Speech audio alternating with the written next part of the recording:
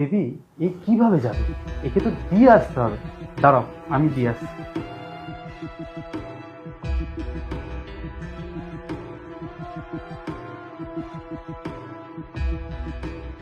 আরে এরকম একটা শাশুড়িকে কি করে সহ্য করো বলো তো? আরে বাবা, ওর কথা বাদ দাও তো। তুমি কি খাবে বলো?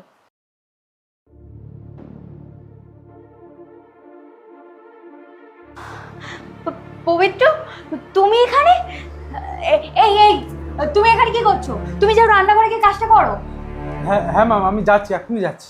কে এটা? উনি ফ্রিজ ঠিক করতে এসেছিল। কিন্তু ফ্রিজটা তো ঠিক আছে। আজকে সকালে ফ্রিজটা খারাপ হয়ে গেছিল। আর কত মিথ্যা কথা বলবে তুমি? আমি তোমাদের সব কথা শুনেছি যেগুলো তোমরা বলেছিলে, আর এটাও শুনেছি তুমি মায়ের সাথে কত সুন্দর ব্যবহার করেছো। তো তুমি কি শুনেছো? সে সব কথা আমি বলবো, তার আগে একে পুলিশের হাতে তো তুলে দিই। আরে এ তো ভয়ে পালিয়ে গেল, তাহলে কি এবার তোমার ব্যবস্থা করতে হবে? আমার ব্যবস্থা করবে? এটা তুমি কি বলছো?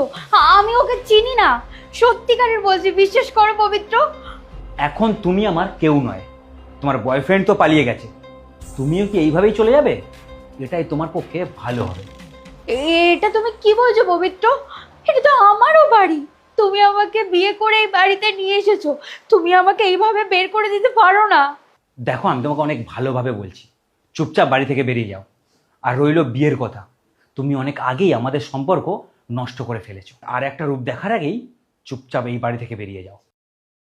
দয়া করে আমাকে এই বাড়ি থেকে বের করে দিও না, আমার কথাটা একবার বেরিয়ে যাও।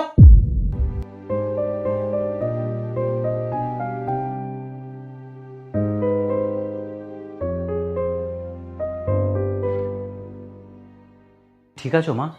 তোমার কিছু হয়নি তো? হ্যাঁ বাবা, আমি ভালো আছি। তুমি আমাকে আগে বলোনি কেন? কিন্তু ও আমাকে ভয় দেখিয়েছিল, আমি যদি তোকে বলে দিই তাহলে তোর খুব বড় ক্ষতি করে দেবে। আরে ও এসব কিচ্ছু করতে পারবে না। আমাকে ক্ষমা করে দিও মা, আমি থাকা সত্ত্বেও তোমাকে এত কথা শুনতে হয়েছে।